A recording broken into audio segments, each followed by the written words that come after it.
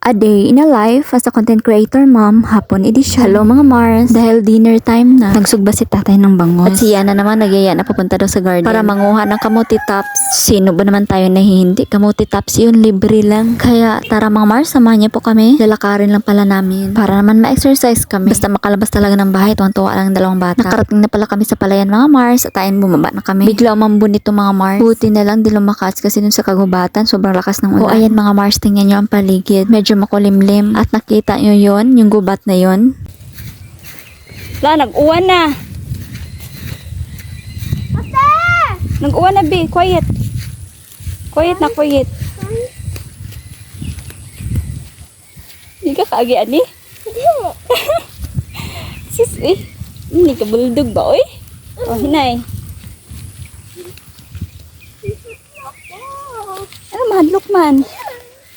Nag-uwan na.